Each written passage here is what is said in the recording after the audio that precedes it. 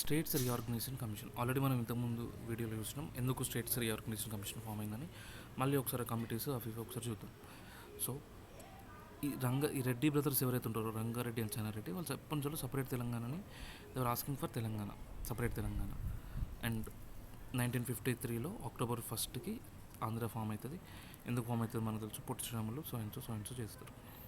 So different Andhra Congress committee and Sribagh ఒడంబడిక ఇట్లా different ఉంటాయి. శ్రీబాగ్ ఒడంబడిక అంటే సపోజ్ ఆంధ్ర స్టేట్ ఫామ్ అయితే ఆంధ్రాలో ఒకటి, రాయలసీమలో ఒకటి. ఆంధ్రలో క్యాపిటల్ ఉంటే రాయలసీమలో హైకోర్టు ఉండాలి. ఇట్లా పెట్టుకున్నారు. సో ధార్ కమిషన్ మెంబర్స్ ఎవరు చూద్దాం. SK Dhar, Narain Lal and Pannalal. And స్ట్రిక్ట్గా వద్దు అని చెప్పింది. ఓకే, నో లింగ్విస్టిక్ స్టేట్స్ అని చెప్పింది ధార్ కమిషన్. ఇది ఎప్పుడు ఆయన చనిపోయే ముందు 1952లో ఆయన చనిపోతాడు. డిసెంబర్ 15th రోజు ఆయన చచ్చిపోతాడు. ఆయన చచ్చిపోయే ముందు ఇవన్నీ SK Dhar commission and JVP commission.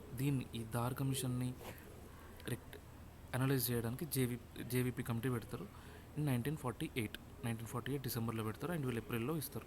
దీని మెంబర్స్ ఎవరు, జవహర్లాల్ నెహ్రూ, వల్లభాయ్ అండ్ పట్టాభిరామ్.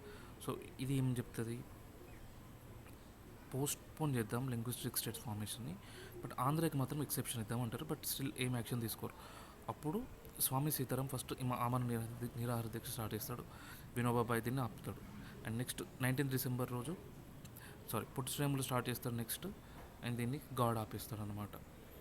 సో అట్లా 15th డిసెంబర్ రోజు పొట్టి శ్రీరాములు చచ్చిపోతే మనకి ఇప్పుడు ఆంధ్ర స్టేట్ ఫామ్ అయింది. సో ఆంధ్ర స్టేట్ ఫామ్ అయింది కదా. నెక్స్ట్ ఇప్పుడు ఆంధ్రాని బైఫర్కేట్ చేయాలి మద్రాస్ నుంచి.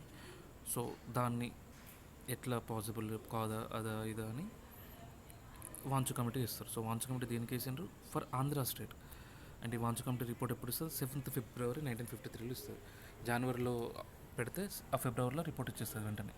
సింపుల్ ఇస్తుంది. 4 మద్రాస్ని జాయింట్ క్యాపిటల్ పెట్టమంటారు. సిఆర్ ఒప్పుకోలేదు, ఇంతకుముందు చదివాను కదా. అండ్ సో శ్రీబాగ్ ఒడంబడిక 1913 ప్రకారం కర్నూలుని క్యాపిటల్ చేస్తారు. అయిపోయింది. సో ఇప్పుడు 53లో నీకు ఫామ్ అయింది ఆల్రెడీ. ఏది, ఆంధ్ర ఫామ్ అయింది. సో జనాలు ఏం స్టార్ట్ చేసిండ్రు, విశాలాంధ్రకి స్టార్ట్ చేసిండ్రు. విశాలాంధ్ర అంటే ఏంటిది, ఆంధ్ర అంటే కంప్లీట్ ఆంధ్ర తెలంగాణలో అప్పుడు 16 డిస్ట్రిక్ట్స్ ఉండేవి, including Maratha districts and Kannada districts. So అవన్నీ కలిపి విశాలాంధ్ర ప్రజారాజ్యం ఫస్ట్ కాల్ ఇచ్చింది ఎవరు, కమ్యూనిస్ట్ కాల్ ఇచ్చిండ్రు. ఓకే, సో ఈ మధ్యలో ఇది అవుట్ ఆఫ్ ద బ్లూ ఎందుకు వచ్చింది, ఇది చెప్తాను అయ్యాల. సో అయిపోయింది. ఎస్ఆర్సీ హోమ్ మినిస్టర్ రిజల్యూషన్ తీసుకుంది, ఎస్ఆర్సీ అనేది ఒకటి పెట్టాలని. అది డేట్ అవసరం లేదు, 29th December 1953. So Fazal Ali commission అంటారు దీన్ని, ఎస్ఆర్సీ కమిషన్. ఇందులో 3 మెంబర్స్ ఉంటారు. Fazal Ali Orissa governor. And Kunzru and Panikkar. Kunzru state council member and Panikkar is the ambassador of India to Egypt. So అయిపోయింది. సో ఎవరెవరు ప్రో తెలంగాణ, ఎవరెవరు ప్రో విశాలాంధ్ర. సో ఎస్ఆర్సీ తీసుకుంటుంది వాళ్ళ దగ్గర. సో ప్రో తెలంగాణ ఎవరెవరు ఉంటారు, Rangareddy, Chennareddy and OU Jayashankar professor, teachers association తరపున Thota Anand. Surprisingly Kaloji was for Vishalandhra, Hayagrivachari Vishalandhra, వీళ్ళందరూ విశాలాంధ్రకి. ఓకే, అండ్ ఇక్కడ వెరీ ఇంపార్టెంట్, పూరుగుల రామకృష్ణ విశాలాంధ్ర, స్వామి మన రామానంద ఆయన కూడా విశాలాంధ్ర. స్వామి రామానంద అయితే ఎంత ఎక్స్టెంట్కి వెళ్ళిందంటే అసలు హైదరాబాద్ సంస్థానం అనేది ఉండొద్దు, ఎందుకంటే అది రాచరికపు సంస్థానం, అంటే ప్రిన్స్లీ స్టేట్. ఆ ప్రిన్స్లీ స్టేట్ని కూడగొట్టండి, మనం విశాలాంధ్ర ఫామ్ చేసుకుందామని స్వామీజీ అన్నాడు. ఓకే, సో రిపోర్ట్ ఎప్పుడు సబ్మిట్ చేస్తుంది, September 5th. Very important date, ఖచ్చితంగా గుర్తుండాలి. September 30th 1955 రోజు ఎస్ఆర్సి రిపోర్ట్ సబ్మిట్ చేస్తుంది. ఓకే, దానికి ప్రెసిడెంట్ నెక్స్ట్ 11 monthsకి అసెంట్ ఇస్తాడు, ఎగ్జాక్ట్ 11 monthsకి. సో అందులో 5th చాప్టర్ హైదరాబాద్కి సంబంధించింది అండ్ 6th చాప్టర్ ఆంధ్రాకి సంబంధించింది. ఈ ఫ్రేజ్లో అవసరం లేదు, ఈ రెండు తప్పు. సో 5th చాప్టర్ హైదరాబాద్ సంబంధించింది, వెరీ ఇంపార్టెంట్. సో ఎస్ఆర్సీ ఏం చెప్పింది, 16 స్టేట్స్ ఫామ్ చేయండి అండ్ 3 యూటీస్ ఫామ్ చేయండి. అండ్ ఈ స్టేట్స్లో it includes Hyderabad, Vidarbha and Kannada reasons ఏవైతే ఉంటాయో అవి మైసూర్లో కలపండి. మరాఠా రీజియన్స్ ఏవైతే బాంబేలో కలిపి తెలుగు రీజియన్స్తోని 3 ఆప్షన్స్ ఇచ్చింది first initially. So Telangana Andhra కలిపి మీరు కోరుకున్నట్టు విశాలాంధ్ర ఫామ్ చేయడం. తెలంగాణ ఆంధ్ర అంటే తెలుసు కదా, తెలంగాణ అంటే including 16 districts. Or separate Hyderabad form చేయడం. సపరేట్ హైదరాబాద్ అంటే ప్రస్తుతం ఉన్న తెలంగాణ స్టేట్ 10 డిస్ట్రిక్ట్స్తోని సపరేట్ హైదరాబాద్ ఫామ్ చేయడం. ఆర్ యాజ్ ఇట్ ఈస్ ఉంచడం, 16 డిస్ట్రిక్ట్స్ ఉన్న హైదరాబాద్ని అట్లనే ఉంచడం. సో వెరీ వెరీ ఇంపార్టెంట్ ఈ 3 పాయింట్స్. ఒకటి విశాలాంధ్ర. విశాలాంధ్ర విశాలాంధ్ర అంటే ఓన్లీ తెలుగు స్పీకింగ్ పీపుల్ ఇది. ఓకే.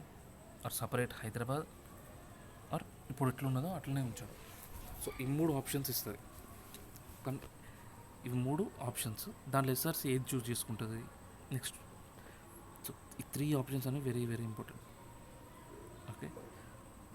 అండ్ మళ్ళీ ఒకసారి చెప్తే 3 ఆప్షన్స్. సి విశాలాంధ్ర అంటే only Telugu speaking people. Okay. Separate Hyderabad అంటే ఇప్పుడు ప్రస్తుతం ఉన్నది, ఇప్పుడు ప్రజెంట్ మన ఏ స్టేట్ ఉంది, తెలంగాణ స్టేట్, అది.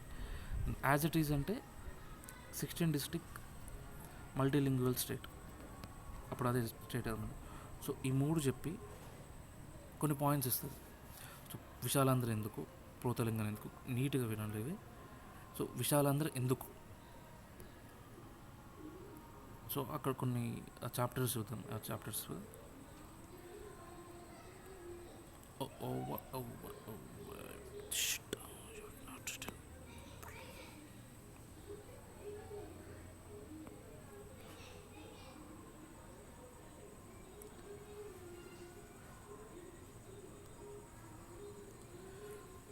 సో విశాలాంధ్ర ఎందుకంటే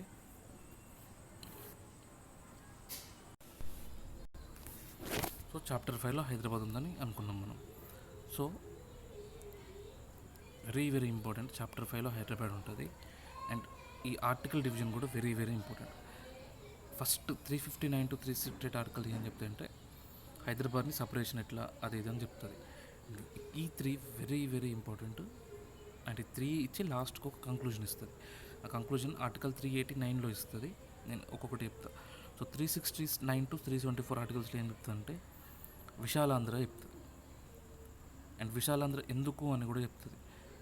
ఎందుకంటే ఇప్పుడు ప్రో ఆంధ్ర కమెంట్స్ ఏంటివి, ఆంధ్రాలో మ్యాన్ పవర్ ఉంది, తెలంగాణలో ఫైనాన్స్ పవర్ ఉంది. అప్పటికి Andhra finances were like dip.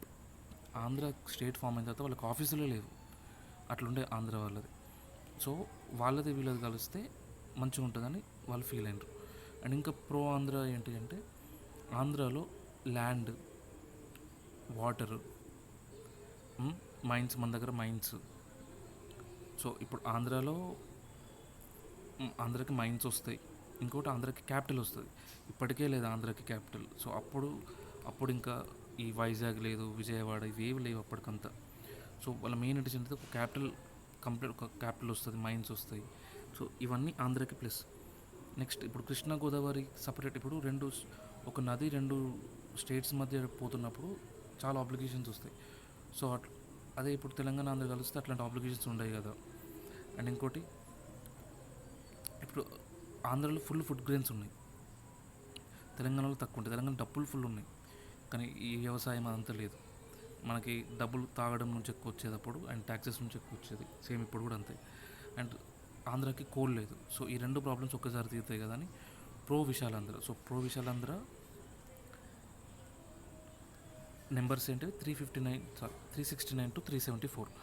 So pro Vishalandhra 369 to 374, article 369 to 374.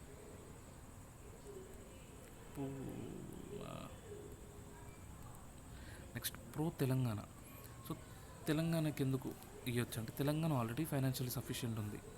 And ఒకవేళ ఆంధ్రతో కలిపితే Andhra already well educated. So jobs అన్నీ వాళ్ళకే పోతేనే భయం ఉంది.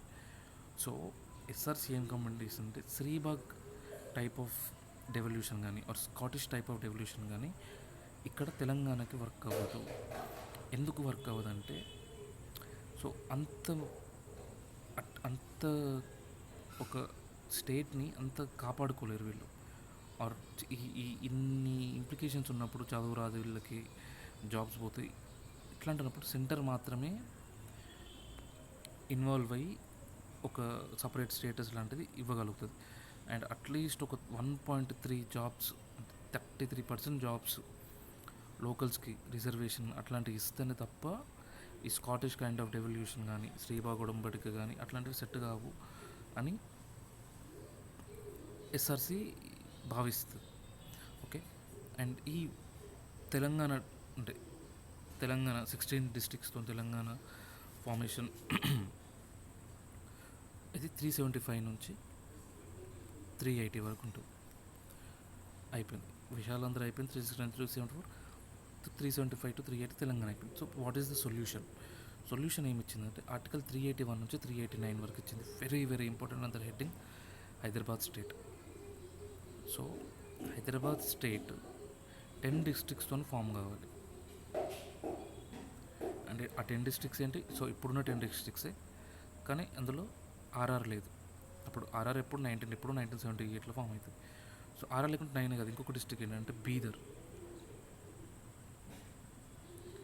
అండ్ ఈ బీదర్తో పాటు కృష్ణా డిస్ట్రిక్ట్లోనూ మునగాలని నల్గొండలో కలపాలి. సో ఇది వాళ్ళ ప్రపోజల్. సో ఎవరి proposal? SRC proposal was this. SRC proposal ఏంటిది? టు ఇంక్లూడ్ ఈ ఇప్పుడు ప్రస్తుతంలో తెలంగాణ ఆర్ హైదరాబాద్, అప్పుడు హైదరాబాద్ స్టేట్లో ఏవైతే ఉన్నాయో, then it was called Nizam state. అప్పుడు తెలంగాణ లేదు, ఏది లేదు, then it was Nizam. So ఈ స్టేట్ని 10 డిస్ట్రిక్ట్స్ అంటే 10 డిస్ట్రిక్ట్స్ ఉన్న స్టేట్ లాగా మార్చి దీనికి హైదరాబాద్ అని పేరు పెడదాం. సో ఇది ఎస్ఆర్సి ఇచ్చిన ఫైనల్ కంక్లూజన్. ఇంకొకటి ఇచ్చి SRC was very reluctant on small states. Small states మీద కొంచెం వెనక ముందు అవుతుంది. అప్పుడు నిజామాబాద్ ఎంపీ హరిశ్చంద్ర హూడా అనేటైనా స్టాట్స్తో సహా చూపిస్తాడు తెలంగాణ ఎంత పెద్దగా ఉంది, హిమాచల్ ప్రదేశ్ ఎంత పెద్దగా ఉంది, అండ్ కేరళ పాపులేషన్ ఎంత, కేరళ సైజ్ ఎంత, తెలంగాణ సైజ్ ఎంత, ఇవన్నీ చూపించి ఆల్రెడీ తెలంగాణ కంటే 3 స్టేట్స్ వైశాల్యంలో తక్కువ ఉన్నాయి, 3 స్టేట్స్ పాపులేషన్లో తక్కువ ఉన్నాయి. సో తెలంగాణ ఫార్మేషన్ పెద్ద అడ్డు కాకూడదు అని నిజామాబాద్ ఎంపీ హరిశ్చంద్ర హూడా చెప్తాడు. So this is the SRC report. So మనం క్లుప్తంగా ఇది SRC report. So SRC report అంటే ఒక రిపోర్ట్, అది ఏం లేదు. అందులో 5th హెడ్డింగ్లో హైదరాబాద్ ఉంటుంది. సో ఈ ఆర్టికల్ 359 to 368లో హైదరాబాద్ విభజన గురించి ఉంటుంది. 369 to 374లో విశాలాంధ్ర గురించి ఉంటుంది. 375 to 380లో తెలంగాణ గురించి ఉంటుంది. 381 to 319లో హైదరాబాద్ స్టేట్ అంటే మనం ప్రస్తుతం ఉన్న హైదరాబాద్ స్టేట్ గురించి ఉంటుంది. ఆర్టికల్ 389th ఆర్టికల్లో ఈ 10th డిస్ట్రిక్ట్స్ ఇవన్నీ ఎట్లా ఫామ్ చేయాలి ఇవన్నీ ఉంటుంది. సో ఇది ఎస్ఆర్సి రిపోర్ట్. ఓకే. ఇది ఆల్రెడీ మనం చదివిన ఫైనల్ వర్డిక్ట్లో Hyderabad, Mahbubnagar, Nalgonda, Warangal including Khammam, Karimnagar, Adilabad, Medak, Nizamabad. So ప్రస్తుతం ఉన్న 10 డిస్ట్రిక్ట్లో 9 districts including Bidar as a district and Munagala from Krishna డిస్ట్రిక్ట్ని నల్గొండలో కలపాలి. సో అది దెన్. సో ఇది ఫైనల్ వర్డిక్ట్. వాళ్ళు ఏమని చెప్తారు? Form separate Hyderabad state. And ఇంకొకటి లిటిగేషన్ ఉంటుంది. 1961 వరకు వెయిట్ చేయండి. సో 1961లో ఎలక్షన్స్ తర్వాత 2/3 ఎమ్మెల్యేస్, 2/3 పీపుల్ విశాలాంధ్రకు ఓటేస్తే అప్పుడు దెన్ విశాలాంధ్ర ఫామ్ చేయండి, ఇఫ్ నాట్ హైదరాబాద్ని కంటిన్యూ చేయండి అని. So SRC opted for linguistic states. Okay. And then ఈ రిపోర్ట్ వచ్చిన తర్వాత Hyderabad Pradesh Congress president already అక్కడ ఒక సమ్మెలో మర్రి చెన్నారెడ్డి రెజల్యూషన్ పాస్ అవుతుంది. బట్ స్టిల్ కాంగ్రెస్ ప్రెసిడెంట్, అప్పుడు కాంగ్రెస్ ప్రెసిడెంట్ ఎవరు? I think Swamiji. He still opts for Visalaandhra.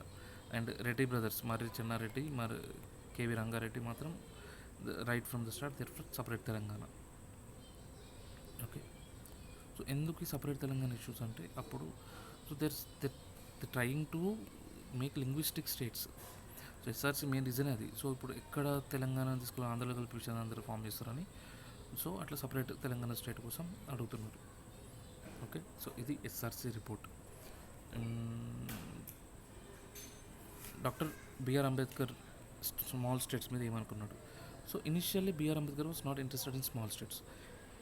ఎందుకు he was not interested small states అంటే ద రీజన్. సో ఇప్పుడు small states or let us say linguistic states. So ఇదంతా India, ఇది north India, south India. South ఇండియాలో different languages ఉన్నాయి. కొంకణి కూడా compare చేస్తే హిందీ, మరాఠీ ఇవన్నీ కంపేర్ చేస్తే ఇన్ని చిన్న స్టేట్స్ అవుతాయి. అదే నార్త్లో పెద్ద పెద్ద బల్క్ స్టేట్స్ అయితే వెస్ట్ బెంగాల్, ఉత్తరప్రదేశ్, రాజస్థాన్, గుజరాత్. సో దీనివల్ల ఏమవుతుందంటే వీళ్ళు ఓవర్ పవర్ అయిపోతారు, వీళ్ళు అండర్ పవర్ అయిపోతారు. సో ఇది was the this is what BR Ambedkar was thinking. So ఇట్లా చిన్న స్టేట్స్ అవడం వల్ల కొందరు ఓవర్ పవర్ అయిపోయి, కొందరు లెసర్ పవర్ అయిపోయి సపరేట్ స్టేట్ నుంచి సపరేట్ కంట్రీ కావాలన్న భావనకు వస్తారు. సో మాకు ఒక కంట్రీ అండి చిన్నది గోవా, మాకు ఒక కంట్రీ కావాలని అడుగుతుంది. నిజాం మాకు కంట్రీ కావాలని అడుగుతుంది. తమిళనాడు మాకు కంట్రీ కావాలని అడుగుతుంది. సో అట్లాంటి ప్రాబ్లం రావద్దు. అండ్ ఎప్పుడైతే ఎమర్జెన్సీస్ వస్తాయో ఇట్లాంటివి కష్టమవుతుంది. ఇంకప్పటికీ ఇంకా సెటిల్ కాలేదు సిచ్యువేషన్. సో కానీ ఎస్ఆర్సీ రిపోర్ట్ తర్వాత ఇప్పుడు ఆయన రిటైర్ అయ్యే ఏజ్లో he wrote a book called thoughts on linguistic states. So linguistic states అని బుక్ రాసి ఆయన ఇంట్రెస్ట్ చెప్తాడు. Okay small states. So BR Ambedkar exact ఏం చెప్తారంటే లింగ్విస్టిక్ స్టేట్స్ వద్దు, లింగ్విస్టిక్ స్టేట్స్ వద్దు కానీ తప్పదు. ఇది ఆయన ఎగ్జాక్ట్ స్టేట్మెంట్. లింగ్విస్టిక్ స్టేట్స్ వద్దు కానీ ఇప్పుడు తప్పదు, మనకి వేరే ఆప్షన్ లేదు లింగ్విస్టిక్ స్టేట్స్ కాకుండా. బట్ ఆయన way of linguistic state is different. ఆయన ఎట్లా చెప్పిండంటే, సో ఇప్పుడు ఇది one language one state model అంటే ఏంటిది? తెలుగు వాళ్ళందరికీ ఒక స్టేట్, మలయాళీస్కి అందరికి ఒక స్టేట్, హిందీ వాళ్ళందరికీ ఒక స్టేట్. అది one state one language one state model. But Ambedkar చెప్పింది వన్ స్టేట్ వన్ లాంగ్వేజ్ అంటే ఒక స్టేట్లో ఒక లాంగ్వేజ్ మాట్లాడతారు, తెలుగు. అండ్ ఈ తెలుగు ఇంకా వేరే స్టేట్లు అంటే 2-3 స్టేట్స్ ఉండదు ఒకటే లాంగ్వేజ్తో. సో తెలుగుకి 2-3 స్టేట్స్ ఉండొచ్చు. ఎగ్జాంపుల్ ఆంధ్ర, తెలంగాణ. ఇది ఆయన మోడల్. సో ఇప్పుడు మనం ప్రస్తుతం ఉన్న Andhra Pradesh and Telangana was his model. అంటే ఏంటిది? ఒకటే లాంగ్వేజ్ ఎన్ని స్టేట్స్లోనూ పెట్టవచ్చు, చిన్న చిన్న స్టేట్స్లో. సో అది అండ్ ఆయన ఆ స్టేట్స్ ఈక్విలిబ్రియంకి 3 థింగ్స్ ఇచ్చిండు. సో ఒకటి పాపులేషన్, ఒకటి జాగ్రఫికల్ ఎక్స్టెంట్, ఇంకోటి financial self sufficiency. So population minimum ఎంత ఉండాలంటే 2 crores ఉండాలంటారు minimum. And financial self sufficiency ఆయన ఎక్కువ ఇంపార్టెన్స్ ఇచ్చింది ఫైనాన్షియల్ సెల్ఫ్ సఫిషియన్సీకి. సో ఫైనాన్షియల్ సెల్ఫ్ సఫిషియన్సీకి 3 విషయాలు. ఒకటి, ఒక స్టేట్ కావాలంటే ఫస్ట్ రిసోర్సెస్ ఉండాలి, వనరులు, న్యాచురల్ రిసోర్సెస్ ఉండాలి. సెకండ్ మ్యాన్ పవర్ ఉండాలి, ఆ వనరులు వాడుకోదగిన వాళ్ళు ఉండాలి. అండ్ థర్డ్ రెవెన్యూ జనరేట్ కావాలి. ఇప్పుడు వాడుకొని వట్టిగా వదిలేస్తారా, అందులోంచి రెవెన్యూ జనరేట్ కావాలి. సో అట్లాంటి స్టేట్కి ఫైనాన్షియల్ సెల్ఫ్ సఫిషియన్సీ అనేది వస్తుంది. సో అట్లా ఫైనాన్షియల్ సెల్ఫ్ సఫిషియన్సీ వచ్చిన తర్వాత మీరు అప్పుడు ఆ స్టేట్ని డివైడ్ చేయొచ్చు. చిన్న స్టేట్ అయినా కానీ మినిమం 2 crores ఉంచేలాగా. అండ్ ఇంకొకటి ఏంటంటే జాగ్రఫికల్ ఎక్స్టెంట్కి ఎస్ఆర్సీ అంత ప్రాధాన్యత ఇవ్వలేదని అంబేద్కర్ ఫీల్ అవుతాడు. సో జాగ్రఫికల్ ఎక్స్టెంట్ అంత పట్టించుకోలేదు. So they were more concentrated on the language thing. Okay. So and ఇంకోటి, ఇప్పుడు ఒక స్టేట్ని మీరు 2-3 స్టేట్స్గా డివైడ్ చేద్దాం అనుకుంటే, and Ambedkar was very much adamant on the division of Bombay. So different I show. So ఇది హీ వాజ్ అడమెంట్ ఆన్ యూపీని 3 స్టేట్స్గా divide చేయండి, బీహార్ని 2 స్టేట్స్గా డివైడ్ చేయండి, మధ్యప్రదేశ్ని 2 స్టేట్స్గా డివైడ్ చేయండి అని అంబేద్కర్ అన్నాడు. అండ్ ఆ డివిజన్ ఎట్లా ఉండాలి? మెజారిటీ మైనారిటీ రేషియో చూసుకోవాలి మనం. మోర్ మెజారిటీ ఎక్కువ మైనారిటీ తక్కువ ఉంటే అట్లా కష్టమవుతుంది. అండ్ ఎఫిషియెంట్ అడ్మినిస్ట్రేషన్ ఉండేలాగా చూసుకోవాలి. అండ్ పీపుల్ అవసరాలు చూసుకోవాలి, అండ్ పీపుల్ సెంటిమెంట్స్ చూసుకోవాలి. ఇప్పుడు సెంటిమెంట్స్ అంటే ఎగ్జాంపుల్ తెలంగాణ తీసుకోండి, డివిజన్ చేసినప్పుడు ఖచ్చితంగా సెంటిమెంట్స్ హర్ట్ అవుతాయి. సో అట్లా ఒకటి. బట్ ఆయన ఓన్ స్టేట్ బాంబేకి వచ్చేసరికి, సో గుజరాతీస్ ఏం అడుగుతారు? మాకు బాంబేని కామన్ క్యాపిటల్ లేకపోతే యూనియన్ టెరిటరీ పెట్టి కామన్ క్యాపిటల్ పెట్టండి అంటారు. సో అంబేద్కర్ అంటాడు అట్లా పాసిబుల్ కాదు, మీరు జస్ట్ రెంట్ ఉండడానికి వచ్చిన బాంబేలో, మీరు రెంట్ ఇల్లుకి ఎన్ని హంగులు చేసుకున్నా ఆ ఇల్లు మాదే అవుతుంది అని అన్నాడు. And he propose this Bombay ఒకటి, వెస్ట్ బాంబేని కొంకన్ స్టేట్ ఒకటి, ఈస్ట్ బాంబేని Vidarbha state. So it side Konkan, it side Vidarbha, and మధ్యలో మరాఠవాడ స్టేట్. సో ఇట్లా చేయండి అని అంబేద్కర్ ఫీల్ అయ్యాడు. ఓకే, సేమ్ ఇవి. అండ్ అంబేద్కర్ ఇంకేమనుకున్నాడంటే హైదరాబాద్ని సెకండ్ క్యాపిటల్ చేయాలి. ఓకే, అండ్ ఒక సైంటిఫిక్ పద్ధతిలో చేయాలి, స్మాల్ స్టేట్స్ క్రియేషన్ అనేది సైంటిఫిక్ వేలో చేయాలని అంబేద్కర్ ఫీల్ అయ్యాడు. సో ఇది అంబేద్కర్ ఏం ఫీల్ అయ్యిండు, ఏమేం ఫ్యాక్టర్స్ ఇవి ఈ 4 ఫ్యాక్టర్స్ ఏమో ఒక స్టేట్ని డివైడ్ చేయడానికి, ఇదేమో చిన్న స్టేట్స్ ఈక్విలిబ్రియం కోసం ఈ 3 ఫ్యాక్టర్స్. అండ్ బుక్స్లో ఇవే ఉన్నాయి 3 factors, very very important. And ఈ 2 crore ఫిగర్ కూడా వెరీ ఇంపార్టెంట్ అది. అండ్ ఈ వన్ లాంగ్వేజ్ 1 స్టేటా, 1 లాంగ్వేజ్ 2 స్టేట్సా, ఇట్లా డిఫరెంట్ అడుగుతాడు. So Ambedkar 1 state 1 language method అంబేద్కర్ది. కన్ఫ్యూజన్ వస్తే జస్ట్ ఇట్లా అనుకోవాలి, 1 స్టేట్ 1 లాంగ్వేజ్ అంటే ఏంటిది, 1 లాంగ్వేజ్ 1 స్టేట్ అంటే ఏంటిది. 1 లాంగ్వేజ్ అంటే ఒకటే లాంగ్వేజ్ ఉంటుంది, ఇటు సైడ్ మనకి ఇంపార్టెంట్, ఒకటే లాంగ్వేజ్ ఉంటుంది, దానికి ఒక స్టేట్ ఉంటుంది. సో ఒక స్టేట్ ఉంటుంది, దానికి ఒక లాంగ్వేజ్ ఉంటుంది. సో చాలా రెండు కన్ఫ్యూజింగ్ ఉంటాయి, కానీ డిఫరెంట్, రెండు సిమిలర్ అనిపిస్తాయి కానీ డిఫరెంట్. సో అది ఎస్ఆర్సి ఎందుకు ఫామ్ అయింది, ఎప్పుడు ఫామ్ అయింది, అండ్ ఎవరు దాని వెనుక. And this is all about SRC report and BR Ambedkar views on SRC report.